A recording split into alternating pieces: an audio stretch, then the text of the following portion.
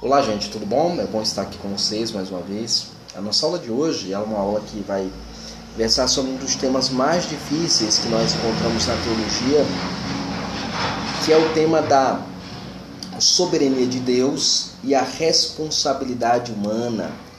Como lidar com isso e como a Escritura lida com isso através da sua própria teologia, ok? Então, a nossa aula de hoje ela vai versar sobre esse tema. Há uma controvérsia bem antiga e bem persistente na história da igreja sobre este assunto, que tem sido tratada como a soberania de Deus e a responsabilidade humana. Na verdade, esta forma de falar faz parecer que há uma contradição nos termos soberania de Deus versus a responsabilidade humana. Na verdade, a tendência, quando você vai colocar uma questão dessa para discutir, as pessoas tendem a pensar que refere-se a uma contradição entre a soberania de Deus e a responsabilidade do homem. Na verdade, não existe contradição alguma. Deus é soberano e o homem é responsável. Ponto pacífico. E assim acaba o debate. Então, se você trabalha com a discussão dentro de uma polarização, deixa eu informar uma coisa para você. Não existe polarização aqui. Existe a soberania de Deus e a responsabilidade humana. Não existe contradição aqui. Há, de fato, dois conceitos estabelecidos falando de um tema unificado, soberania de Deus e responsabilidade humana. Mas, geralmente, quando se solicita um estudo, como foi feito aqui, com esta temática, se está pressupondo que soberania é o termo que significa tirania. Então, veja bem, você passou para o conceito de soberania divina e foi para a tirania divina. As pessoas que se combatem com essa doutrina da soberania de Deus, elas geralmente se combatem partindo do pressuposto que soberania tem a ver com tirania. Deus tirano, Deus carrasco, um Deus pesado, e é um Deus que...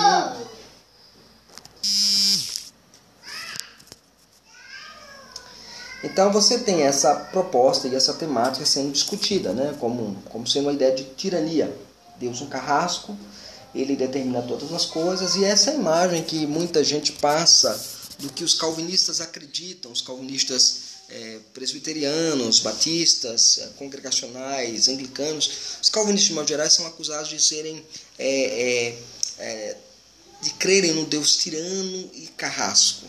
Daí eles entenderem soberania divina como sendo uma referência à tirania divina. Mas não apenas isso, irresponsabilidade está se considerando como sendo sinônimo para a ideia do livre-arbítrio. Então você está falando de livre-arbítrio, você está falando aí de responsabilidade.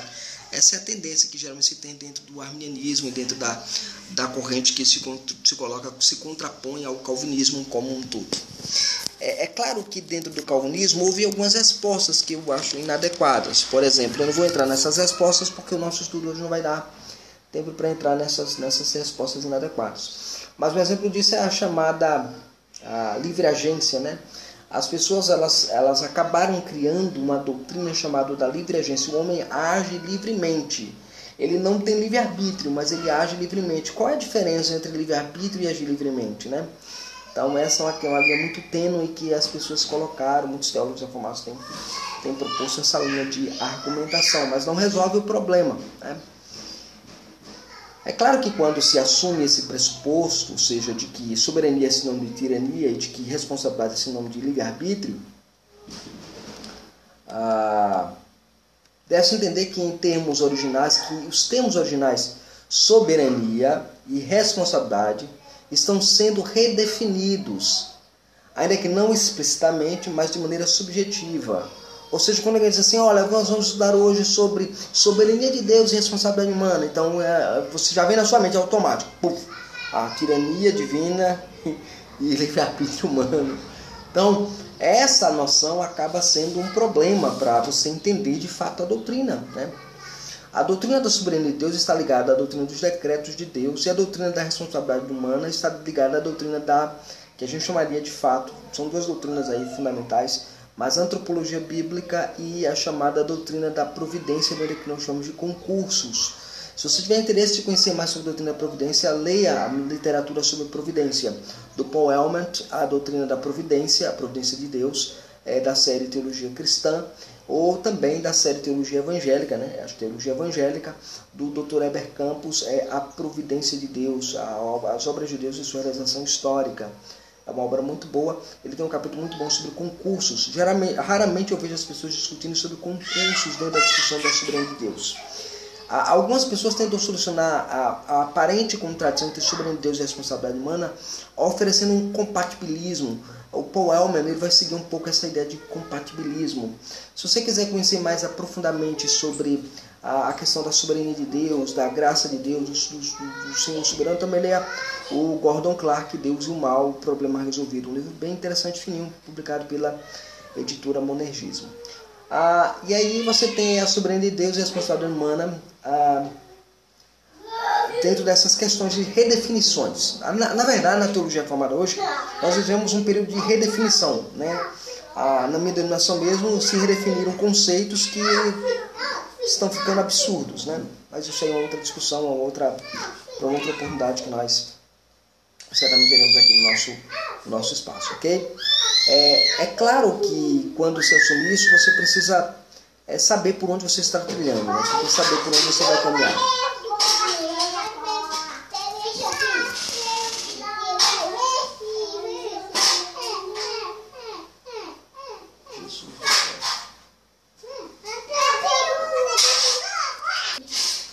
Então você vai ter exatamente isso, ok?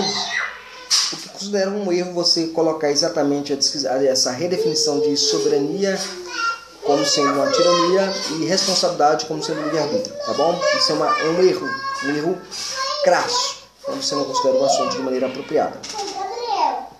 Então a primeira coisa que você tem que fazer é definir os termos, né? Então você define os termos, aí fica mais claro você entender a discussão. Por exemplo, o saudoso teólogo R.K. McCracken, no seu livro A Soberania Banida, alerta-nos que muita confusão seria evitada no campo da teologia se antes dos debates os interlocutores definissem os termos do que será discutido e os conceitos de cada expressão, que assim se evitariam muitos desgastes, né? Comecemos, por exemplo, com o termo soberania. O que queremos dizer por soberania de Deus? O Dr. Arthur Pink, mais uma vez, o Arthur Pink não queria dizer a soberania de Deus, ou como foi traduzido para português, Deus é soberano. Ele diz o seguinte, que queremos afirmar a supremacia de Deus quando falamos soberania de Deus, né? A realeza de Deus, a divindade de Deus. Nós estamos falando destas questões.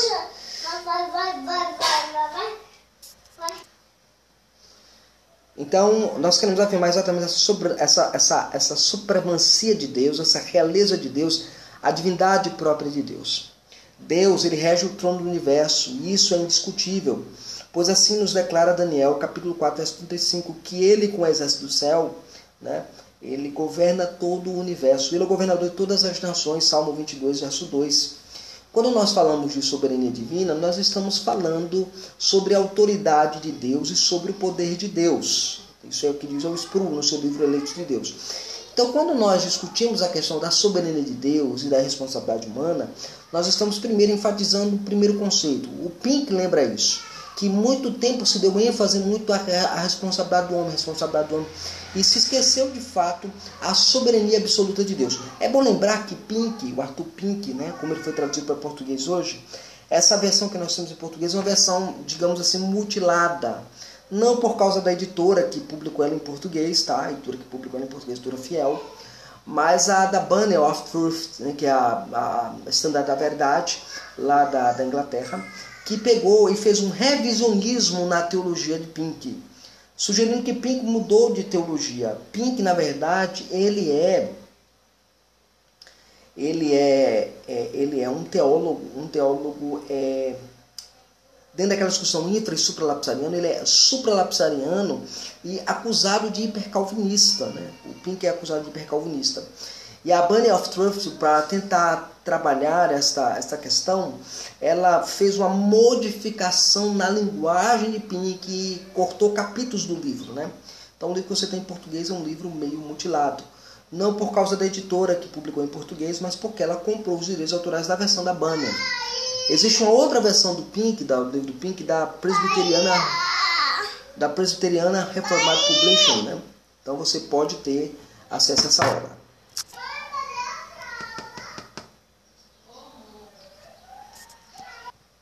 Então você tem aí a versão também da Presbiteriana, Reformed, né? Da Reformed Presbyterian, que é uma editora que publica a obra também do Pink, né? Muito bem. E a obra original, a obra com 5 capítulos, uma obra bem extensa, uma obra com o capítulo que trata sobre a doutrina da reprovação, né? Muito bom também, muito bom mesmo, muito interessante.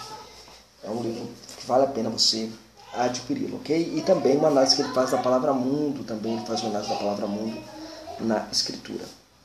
Voltando aqui para a nossa aula de hoje, então nós temos aí exatamente essa questão da soberania de Deus. Quando eu falo de soberania de Deus, eu falo de autoridade de Deus e sobre o poder de Deus. O segundo termo a ser considerado, eu preciso considerar, é o termo responsabilidade. Ok? O que é responsabilidade? O que seria a responsabilidade? Aqueles que assumem que o termo responsabilidade deve ser igualado ao termo livre-arbítrio, porque argumentam que se o homem não é livre, então ele não é responsável. Geralmente o debate é esse. Olha, se o homem não tem livre-arbítrio, então ele não é responsável. Mas quem foi que disse que responsabilidade está ligada ao livre-arbítrio? Né? Da onde surgiu essa ideia? Como surgiu essa perspectiva equivocada sobre responsabilidade e livre-arbítrio? Responsabilidade é uma coisa, livre-arbítrio é outra. Tá? Isso aí não tem nada a ver. Muito bem. Então ele não é responsável pelos seus atos. Sproul, mais uma vez, o grande teólogo Sproul, R.C. Sproul, mais uma vez nos ajuda nessa questão. Se a liberdade humana e a soberania divina são verdadeiras contradições, como parece propor quando você propõe soberania de Deus e liberdade humana, ou responsabilidade humana, né? Então, se elas são contraditórias, né? Se elas são verdadeiras contradições, então uma delas pelo menos tem de sair. Porque a soberania de Deus, ela exclui a liberdade. E a liberdade exclui a soberania. Então, ou Deus não é soberano, ou o homem não é livre. Não tem outro caminho. Eu não posso dizer que o homem tem livre-arbítrio e Deus ele é soberano, porque um tem que ceder. Duas forças antagônicas, né? Não pode existir aqui uma que se opõe à outra, né? Então não, ou Deus é plenamente soberano e o homem não é livre, ou o homem é livre e Deus não é plenamente soberano. Essa é a grande discussão que você tem. Mas não tem nada a ver com a discussão entre soberania de Deus e responsabilidade humana. Responsabilidade, gente, diz respeito a responder a alguém superior a si mesmo. Ou seja, eu sou responsável por aquilo que me conduz, por aquilo que me dirige, por uma legislação maior, por uma lei maior, uma lei que me governa. Esse é o ponto que a gente precisa considerar sobre responsabilidade. Por exemplo, eu estou dirigindo meu carro e tem lá uma placa dizendo assim, não ultrapasse o semáforo. Eu vou e ultrapasso o semáforo, ou a sinaleira, como é chamado aqui na região. Tá, eu passei a sinaleira, lá na frente tem um guarda e puf, ele me pega e me multa. Por que ele me multa? A razão é simples, é porque eu transgredi uma regra, transgredi uma lei superior às minhas ações. Eu quis agir daquele modo, a minha vontade me inclinou a agir daquele modo, mas teve consequências. A minha liberdade, ela ocasionou na minha responsabilidade, porque eu infringi uma lei maior. Então, responsabilidade diz que eu devo responder a alguém superior a mim. Isso é responsabilidade. Ok? Então, quando eu tenho o conceito de responsabilidade na minha mente, agora eu vou entender. Se esse homem ele é responsável porque ele é moral e ele vai agir de acordo com a moralidade que ele tem. E onde está a moralidade desse homem? No decálogo, na lei de Deus, na revelação plena do Senhor. Então, cada ato que o homem faz, ele é condicionado a essa responsabilidade. A sua vontade, as suas escolhas, elas são reais, diz o Margaret Wright, né, no seu livro, nesse livro aqui, A Soberania Banida, né? Ele vai falar sobre isso. Então, você vai ter essa discussão da responsabilidade muito ampla, né? Na teologia, na fé cristã e tudo mais. Esse é um primeiro aspecto. O segundo aspecto importante, quando você considera a questão da responsabilidade, você precisa voltar lá para o Éden. Há pessoas que dizem que lá no Éden você não vê o conceito de responsabilidade, você vê muito claro. Porque Adão ele era livre para comer de todas as árvores do jardim, exceto de uma. Ou seja, ele era responsável. Deus havia dado uma lei para ele, havia dado uma ordem. Gênesis capítulo 2, versículo 17, né? E o Senhor Deus deu esta ordem: de toda a árvore do jardim comerás livremente. Ou seja, a sua vontade vai ser, você pode comer de toda a árvore, exceto aquela ali. Porque no dia que você dela a comer, você certamente morrerá. Então o fato lá é que Deus estabelece as regras do jogo. Então Adão é responsável a Deus pelo ato da desobediência.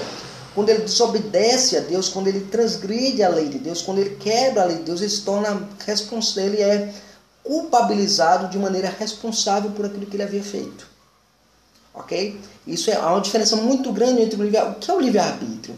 Se você for lá e pegar as definições de livre-arbítrio, você vai descobrir o seguinte, que livre-arbítrio é você ser o Deus de si mesmo, reger-se por si mesmo, ser uma lei em si. Ora, quem é lei em si mesmo? Calvino já disse, Deus é lei em si mesmo. Então, se Deus é lei em si mesmo, então ele é o supremo, absoluto de todas as coisas. Ele é o único livre no mundo. E aí, então Deus não pode ser o autor do pecado. Deus não é o autor do pecado porque ele não é pactuante do pecado, no sentido de que ele é aquele que pratica o pecado. A autoria lá na Confissão de Fé de Westminster tem a ver com a prática.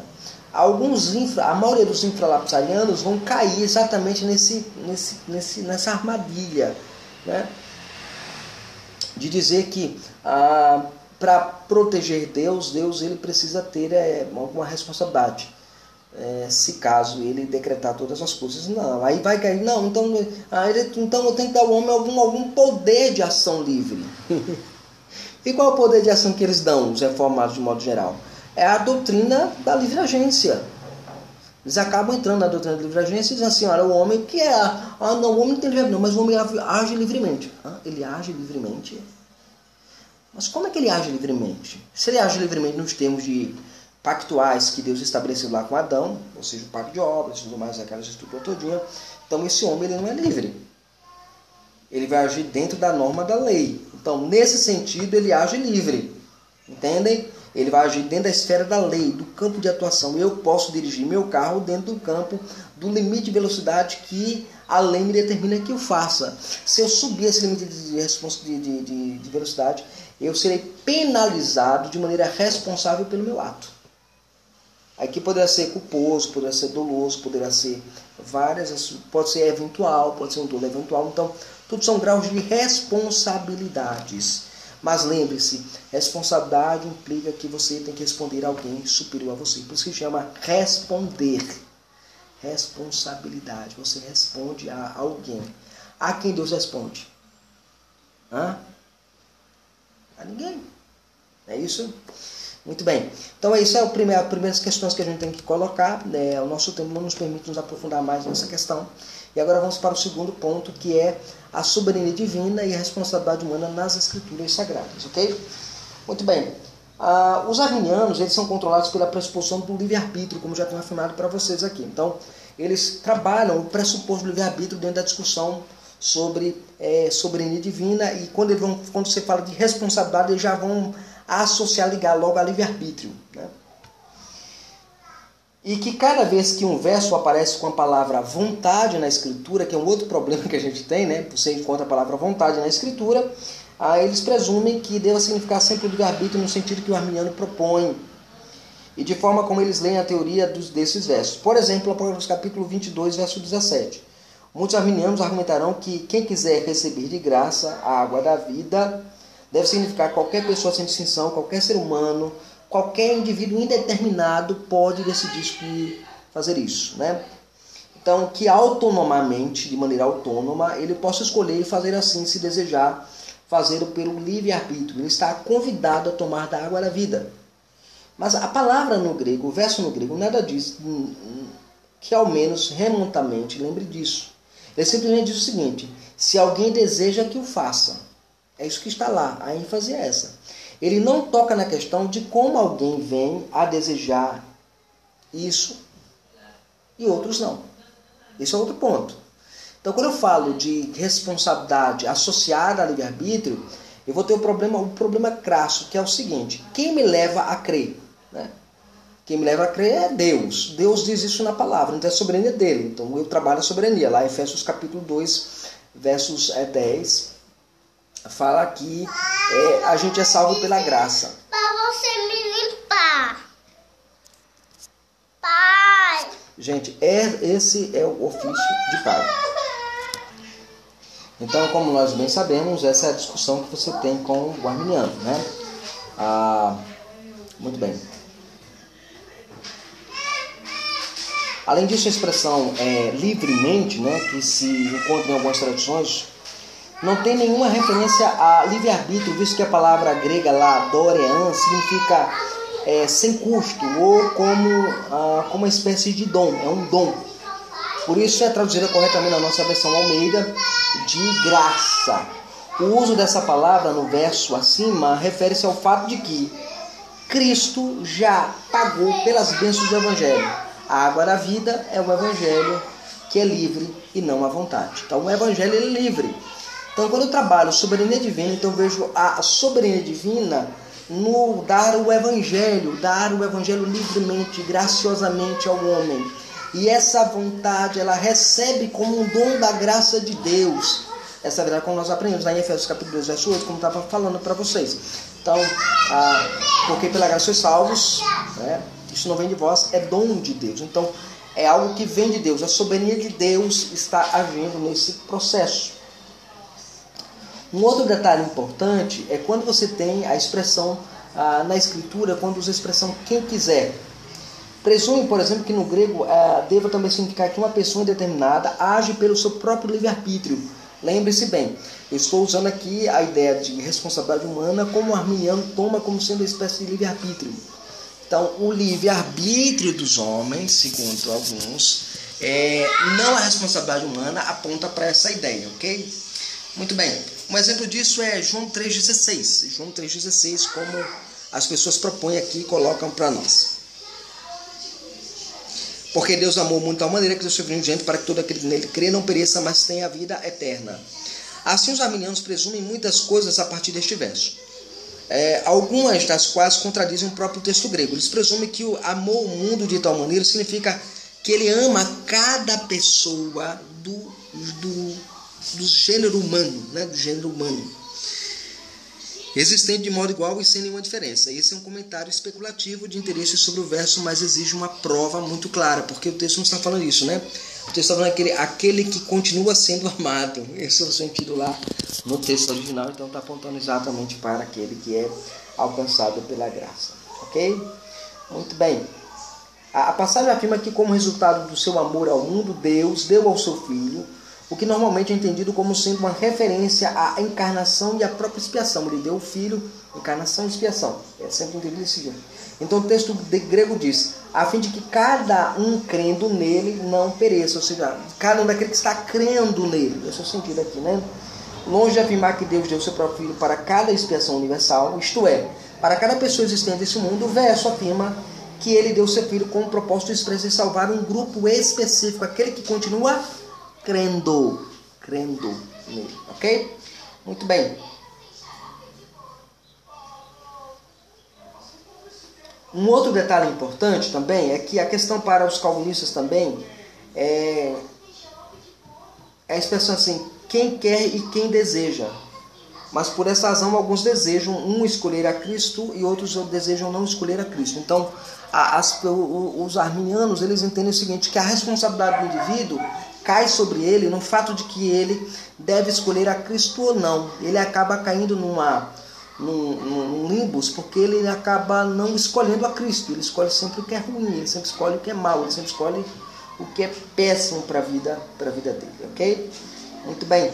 Então, um exemplo disso, os arminianos dizem que eles vão pelo seu próprio livre-arbítrio inato.